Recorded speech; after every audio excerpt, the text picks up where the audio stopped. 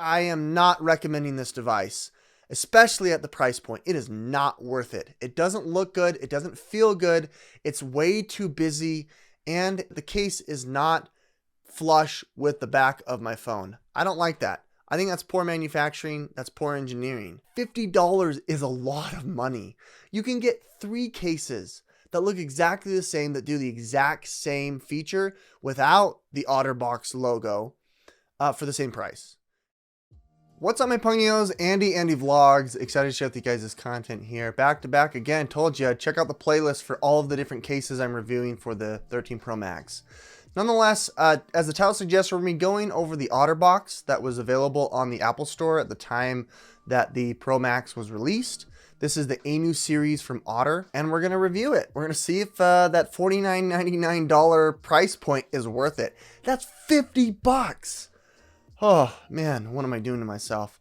Nonetheless, I did a review on the leather case, which I think is really well worth it. $59 case. Check out the links in the description or up above in the cards for this review. Nonetheless, let's go ahead and get into the review. All right, let's take off the leather case here. But in my review here, I've actually never done an OtterBox review. Now you're probably like, Andy, why do you think you feel credible to be able to review this? Well, I've reviewed dozens of cases here, but OtterBox, because of the price, was something that I wasn't really interested in. So now that now that it's out, might as well, let's check this out here. So we're going to set this aside here and show you that, Otter, in my opinion, is one of the best phone case protectors, at least for your heavy duty end. But this is all that's available here that was on the website at the time that the 13 Pro Max came out. I don't know what the Aneu series is. Maybe they had a designer go out and design it, but from a design standpoint, I don't like that circle. I don't know if this is the typical like OtterBox logo. It is a little gradient-ish, depending on how the light reflects. It goes from a light to a dark. So that's very, very interesting. It also matches along the lines of the MagSafe. From the get-go, I already have a couple of different thoughts. It feels like there's 2 different materials that are being collided into one.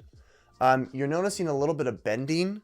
So it seems like this product here, because of the 2 different products, one is pulling on the other because they're not the same shape. That's disconcerting. I like to have a phone that keeps its integrity, but this is bowing into it. I don't know if that is supposed to be that way, but if you put the phone in here, it'll obviously pull back and restrict. And maybe that's supposed to be the engineering, where I don't even know. I'm not an engineer, but engineers out there, tell me if that's how it should be.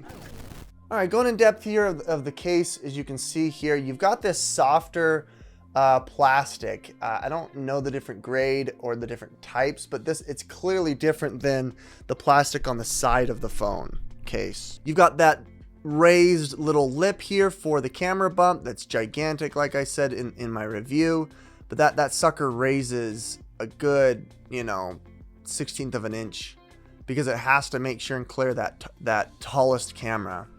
On the side here, you've got a kind of a 2-tone or a second tone for the power button. You got the OtterBox insignia engraved in there or embossed in there. On the back side, bottom side here, you've got the punch outs. This is for the 6 dotted speaker. Here is for your charging Thunderbolt. On the side here, same kind of a thing, 2-tone or a second tone, lighter tone for the volume rocker. You've got your do not disturb switch here, and on the top, it's pretty straightforward. On the inside, I am seeing this second tone, this second white color. I wonder if it looks like it's a little bit different, but this is mainly for the MagSafe. It's also probably what pushes this up into the plastic here. You can see that this is a different material than the inside. So we're dealing with 3 different materials here. Clearly, this is for a cosmetic reason, but that's what I presume this is. You can clearly see the MagSafe circle here. I don't know if there's extra magnets, but we'll show you that in a second. And then on the back side is the most rough, most thickest, densest part of the case. That's similar to what's going around the chassis here. Again, you can see that there's 2 different materials. One's much softer, one's much more rigid. Inside of the case, you can see that it's been engineered like that. It's kind of a hard angle to see, but you can see that they've added these little sections for air pockets or pockets of air to go in there to help with the physics, I guess, of the protection.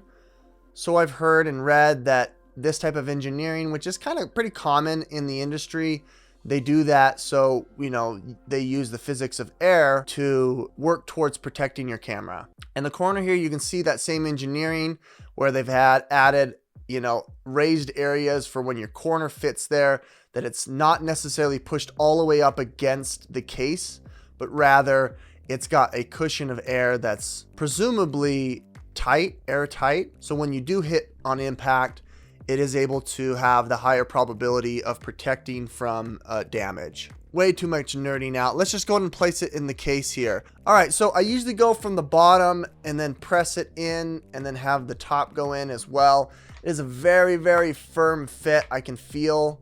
And you want to make sure and just keep pressing until you get all the sides in there. Now, once it's in, you see that it's not bowing.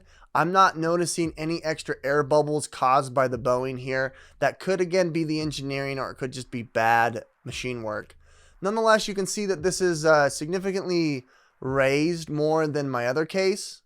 You've got probably a 1/16 of an inch here, pushing to an 1/8 of an inch as an extra buffer, which makes your phone wider. I can't touch my fingers thumb to my fingers anymore. That's basically the OtterBox Touch, right? They're known for heavy duty. This is a little less heavy duty, a little more practical, but I mean, you wouldn't see me carrying this around in public, honestly. I hate this. I hate this completely. I don't like the matte look. I don't like the two-tone. I'd rather have this more brushed matte look than this more shiny, and I don't like this O insignia here at all. I just don't like it. I do like how the camera array is protected. It is raised much more than my leather case. I like how it's kind of wider, as you can see. It makes the camera array wider now that this center point is crossed. I do like that. It is going to protect against scratching on both surfaces. It does kind of grip, which is what I like. Then again, it's because of the different plastics. I wish they would have gone with the same plastic all the way around. With it in, you can see that these are clearly open and available. Your buttons are still very clicky. You can still get to that do not disturb button. Final conclusion, folks. This is not a good product. After I've had it for some time, I'm able to tell here now that the bowing that I went over in the demonstration is still showing when the phone is in the case. In other words, from here to here, you actually have a bowing occurring. It's slight, but when I press on the phone, I can feel the back of the case push up against my phone.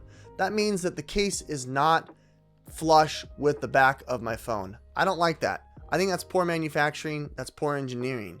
Honestly, I do like that you've got the protection around the corners. You have that extra maybe 32nd of an inch where they've added the air pockets, but nonetheless, it seems like that's compromised because this isn't flush up against the phone. You may have the integrity and the engineering of the case compromised because of the flaw. So with that said, I am not recommending this device, especially at the price point. It is not worth it. It doesn't look good. It doesn't feel good. It's way too busy.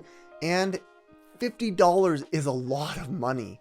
You can get 3 cases that look exactly the same, that do the exact same feature without the OtterBox logo for the same price. And so with that said, I highly recommend that you go somewhere else. Choose something different. If you're going to pay $50, might as well pay $10 more to get the leather variant that I showcased. Other than that, get yourself a heavy duty case for the same price from some off-brand on Amazon. I will be linking that down below in the description or up above in the cards for that review. With that said, folks, I'm still going to include the link to this product in the description because there might be folks out there that are completely OtterBox loyal. I don't think you should be, and I think shame on you, Apple, for choosing a brand that has a inferior product. I mean, Apple's all about design, all about the branding, and this is no good. I say move past this one. With that said, folks, my name is Andy with Andy Vlogs. Hit that like button if you like this video. Subscribe if you want to see more. I'm going over a half dozen at least cases, so make sure and check out that playlist. Nonetheless, we'll catch you on the next one.